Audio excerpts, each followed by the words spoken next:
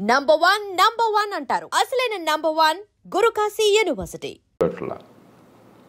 ఆ విమానాన్ని ఏమన్నా చేస్తే ఏమవుతుందని చెప్పిన భయం వాళ్ళకు ఉంటుంది. కాబట్టి వాళ్ళ ఫిజికల్గా అదుపు చేయటం, వాళ్ళు పారిపోతారు. విమానంలో ఎక్కడ పారిపోతారు? విమానంలో అందరూ కలిసి దాడి చేస్తే ఆ సిబ్బంది మీద, విమానాన్ని హైజాక్ చేసి ఎక్కడో సివిలియన్ ఏరియాలో క్రాష్ చేస్తానో, మరొకటి చేస్తానో, ఇంకోటి చేస్తానో ఏమవుతుందని చెప్పిన భయం వాడుకుంటుంది. అంచేత నా దృష్టిలో పరిష్కారం దానికి ఏంటంటే, ఈ చిన్న అంశానికి, నిజమైన అంశం ఇది కాదు. నిజమైన అంశం అక్రమంగా వెళ్లే వాళ్ళని ఆపించాలి. మనం కూడా మన ప్రయోజనాల దృష్ట్యా సక్రమంగా వెళ్లే వాళ్ళకి నైపుణ్యంతో డాక్యుమెంట్స్ వెళ్లే వాళ్ళకి ఇబ్బందులు లేకుండా ఉండేట్టుగా మనం వాళ్ళతో కూర్చొని ఏర్పాటు చేసుకోవాలి. అది నిజమైన అంశం. మధ్యలో ఈ కొన్నాళ్ళకి మందేస్తూ ఉన్నాళ్ళు గుడిపోయినట్టుగా ఈ చిన్న అంశం మొత్తం చర్చలు పక్కన పట్టిస్తుంది. కానీ దీనికి నా దృష్టిలో పరిష్కారం, మీరు మీ విమానాల్లో గౌరవంగా మాకు దగ్గర తీసుకురండి అని చెప్పంటే దొరకదు. ఈ ప్రశ్న సమాధానం మన దగ్గర లేదు. మనం హామీ ఇవ్వగలమా? విమానంలో కూర్చునే వాళ్ళంతా కూడా ఏ రకంగా లేకుండా చాలా మర్యాదగా ఉంటారని. మామూలుగానే విమానంలో ప్రయాణం చేస్తుంటే ఎయిర్ హోస్టెస్ మరొకళ్ళు చాలా అవమానిస్తుంటారు, అరుస్తుంటారు మన కల్చర్లో. అలాంటి కొన్ని సంఘటనలు చూస్తుంటాం. కాబట్టి మా విమానాల్లో మేము తెచ్చుకుంటాం. ఒకసారి మీరు మాకు అప్పు చెప్పాక వాళ్ళ బాధ్యత మాది అని మనం తీసుకుని అవ్వకండి.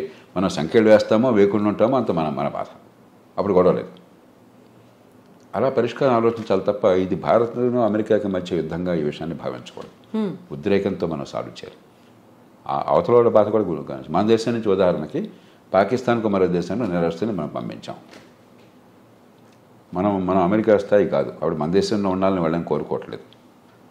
కానీ బాగా ఇక్కడే ఉండాలని కోరుకున్నది వాళ్ళకి. అక్కడికి పోతే భీతి అంటే గందరగోళం ఉంది. మరి వాళ్ళని ఏదో రకంగా కట్టడి చేయకపోయినట్టయితే విమానాన్ని వాళ్ళు పక్కదో పట్టిస్తే ఏమవుతుంది? అంచేత మన విమానాల్లో మనం తెచ్చుకున్నట్టయితే ఇబ్బంది ఉండదు. కాకపోతే సార్, ఇప్పుడు మాల్యా లాంటి వాళ్ళని, నీరవ్ మోదీ లాంటి వాళ్ళు, మెహుల్ చోస్కి వాళ్ళని కోట్లాది రూపాయలని వాళ్ళకి రైట్ ఆఫ్ చేసేసి వాళ్ళు ఎక్కడున్నారో తెలీదు, తెలిసినప్పటికి కూడా వాళ్ళని తీసుకువచ్చే ప్రయత్నాలు ఇవన్నీ జరగనప్పుడు వీళ్ళు పాపం అమాయకంగానో లేకుంటే ఇంకెవరి మాటలో నమ్మి వెళ్ళిపోయిన తర్వాత వీళ్ళని అంత అమానవీయంగా తీసుకురావాలనేది ఇక్కడ డ్యూయల్ రోల్ ఉందా సార్? రెండుకి తేడా. మనం చాలా ఎమోషనల్గా చేస్తున్నాం. నీరవ్ మోదీ కానీ మాల్యా కానీ క్రమక్రమంగా తిరిగి వస్తున్నారు ఇండియాకి. వాళ్ళు ఆ దేశంలో ఎవరే దేశంలో ఉన్నా ప్రజాస్వామ్య దేశాల్లో రాజ్యాంగం కింద వాళ్ళ హక్కులు స్వేచ్ఛలు ఉన్నాయి. ప్రాథమిక హక్కులు స్వేచ్ఛలు ఉన్నాయి. దాని ప్రకారం డ్యూ ప్రాసెస్, కోర్టులకు వెళ్ళటం, ఎక్స్ట్రడిషన్ కోసం మనం కోరితే ఈ కారణంగా మమ్మల్ని పంపించొద్దని వాళ్ళు కోరటం, చివరికి కోర్టు తీర్పు అవటం, అంతా కూడా వాళ్ళు డబ్బులు ఉన్నాయి కాబట్టి మంచి లాయర్లు పెట్టుకుంటారు, కోర్టులకు వెళ్తారు. అంతేగాని మనం తీసుకోవడం మన చేతుల్లో లేదు. మనం ఎవరం కూడా నీరవ్ మోదీనో మాల్యానో మరొకరినో తీసుకురావద్దని మనం అనుకోవటం కాదు. ఆ దేశంలో పోయి దాడి చేసి వాళ్ళని తీసుకొచ్చే శక్తి లేదు, అధికారం లేదు మనకి. వాళ్ళు మనకు పంపించడానికి సిద్ధపడాలి. దానికి ఒక ప్రాసెస్ ఉన్నది. ప్రపంచంలో ఎంత కుబేరుడైతే అంత ప్రాసెస్ ఆలస్యం అవుతుంది. కోర్టులో అంత గట్టి లాయర్లను పెడతారు, అంతగా వాయిదా వేస్తూ పోతుంటారు. అంతే తప్ప ఇక్కడ వీళ్ళని మనం తీసుకురావటంలా. ఆ దేశంలో చట్టాలు ఉల్లంఘించారు, అక్కడ కోర్టులు వీళ్ళ కేసులు ఒప్పుకోలేదు కాబట్టి విధిగా రావాల్సి వస్తుంది. అలా చూడాలి తప్ప దీని ప్రధాన్ని మనం ఒక ఎమోషనల్ కోణం నుంచి చూస్తే పరిష్కారం రాదు. సో ఇప్పుడు టారిఫ్లు విధించడం అనేది అమెరికాకి ఏ దేశం నుంచి స్టీల్, అల్యూమినియం ఇలాంటివి వచ్చినప్పటికీ కూడా 25% వాళ్ళ మీద సుంకాలు విధిస్తాము అనేటువంటి ఒక ప్రకటనతో పాటుగా ప్రతి చోట కూడా ట్రంప్ తన మార్కును చూపిస్తున్నాడు అనే మాట వినిపిస్తోంది. అదే సమయంలో పొద్దున ఒక మాట చెప్తున్నాడు, అని మధ్యాహ్నం ఇంకో మాట చెప్తున్నాడు, సాయంత్రం ఇంకో మాట చెప్తున్నాడు.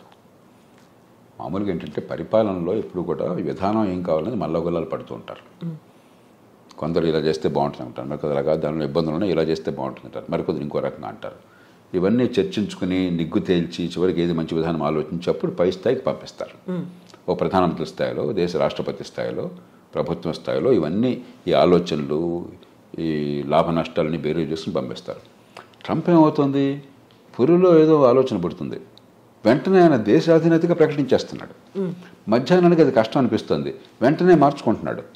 పొద్దున్న ప్రకటించినప్పుడు ఆయన బృందం అంతా వైట్ హౌస్లో ఆయన కేబినెట్ మంత్రులు కానీ లేకపోతే ఆయన ఉన్నతాధికారులు కానీ నేచురల్గా నాయకుడు దేశాధినేత ఆదేశం ఇచ్చాడు కదా ఆయన సమర్థించాలా.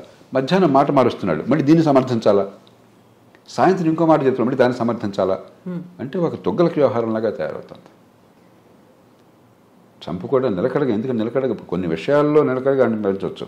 ఇమిగ్రెంట్స్ ఉండడానికి వెళ్ళేది, అక్రమంగా వచ్చినటువంటి ఎన్ని ఇమిగ్రెంట్స్ ఉండటానికి వెళ్ళలేదు, అక్కడ కన్సిస్టెంట్గా ఉన్నాడు. మంచి వచ్చేటో పక్కన పెట్టండి. అలాగే మరికొన్ని విషయాలు. కానీ కొన్ని విషయాల్లో పొద్దున, మధ్యాహ్నం, సాయంత్రం ఒక్కసారి ప్రభుత్వం మాట 2-3 సార్లు మారిపోతుంది. అది ఏ దేశానికి మంచిది కాదు. విధానాలు లోతుగా ఆలోచించాలి, తొందరపడి నిర్ణయాలు చేయకూడదు, అన్ని రకాలుగా పూర్వాపరాలు పరిశీలించాలి. వినదగిన ఎవరు చెప్పినా అని చెప్పని మీరు ఏదనుకుంటున్నారో దానికి వ్యతిరేకంగా చెప్పేవాళ్ళ మాట కూడా ఆలోచించి నిర్ణయం తీసుకోవాలి. తీసుకున్నాక నిలకడగా ఉండాలి. ఇప్పుడు ఆలోచించకుండా తొందరపడి నిర్ణయాలు, నిలకడ లేకుండా వెనక్కి వెళ్ళటం జరుగుతుంది. ఇప్పుడు జన్మతః పౌరసత్వం రద్దుకు సంబంధించి చేసినటువంటి అనౌన్స్మెంట్ అది ఏ దిశలో ముందుకెళ్తుంది అనుకుంటున్నారు సార్? అది జరగదు. ఆ దేశంలో కోర్టులు అంగీకరించవు, ఆ దేశంలో రాజ్యాంగం ఒప్పుకోదు. రాజ్యాంగాన్ని మార్చడం ఎవరి తరమో కాదు. అయితే ఒక్కటే అవకాశం ఉన్నది, ఇది సుప్రీంకోర్టు దాకా వెళుతుంది. బహుశా వెళితే సుప్రీంకోర్టు తీసుకోవాలనేది. మన దేశంలాగా ప్రతి కేసు సుప్రీంకోర్టు తీసుకోవద్దు. అక్కడ కింద కోర్టులో దీన్ని ఆపేశారనుకోండి, సుప్రీంకోర్టు తీసుకోకపోవచ్చు అసలు. మన దేశంలో ప్రతి చెత్త చెదారం ప్రతి కేసు వెళ్ళిపోతుంది సుప్రీంకోర్టుకి. అక్కడ అట్లా ఉండదు. ఏడాదికి 100 కేసులు చూస్తారంతే. వాళ్ళు ముఖ్యం అనుకున్నాయి. మిగతావన్నీ అప్లికేషన్ పెట్టి మాత్రం కోర్టుకు తీసుకునేవాళ్ళు. ఊరికే డాకెట్ షీట్ నిండిపోతుంది, కోర్టుకు వేరే పని ఉండదు.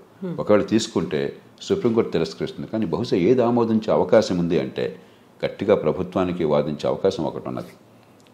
అక్రమంగా తల్లిదండ్రులు గనక ఆ దేశానికి చొరబడ్డట్టయితే, ఏ రకమైన డాక్యుమెంట్ వేసా లేకుండా అలా చొరబడ్డాక ఈ దేశంలో బిడ్డలను కన్నట్టయితే వాళ్ళకి పౌరసత్వం రాజ్యాంగంలో పదజాలం ప్రకారం వాళ్ళకు కూడా అవుతుంది. ఆ దేశంలో పుట్టారు కాబట్టి. కానీ రెండో పార్ట్ పదజాలం మళ్ళీ కొంచెం సందిగ్ధంగా ఉంది. కాబట్టి దేశంలోకి రావడమే అక్రమంగా ఉన్నారు కాబట్టి అక్రమంగా వచ్చిన వాళ్ళకు, అక్రమంగా ఉన్న కాలంలో పుట్టితే వాళ్ళకి లేదు అని చెప్పి బహుశా కోర్టు ఒప్పుకోవచ్చు, మనకు తెలియదు. కాబట్టి భారతీయులకి ఇప్పుడు ఈ రకంగా అక్రమంగా వెళ్ళిన వాళ్ళకి ఇబ్బంది అవుతుంది. కానీ 195 మంది భారతీయులు ఈ దేశం నుంచి అమెరికా పోయేది చదువుకున్న వాళ్ళు, నైపుణ్యం ఉన్నవాళ్ళు, ఆ దేశంలోనే ఉన్నత విద్యను పొందిన వాళ్ళు చాలామంది. నైపుణ్యం వల్ల చాలా పూర్తిగా పద్ధతి ప్రకారం వీసా పొందిన వాళ్ళు.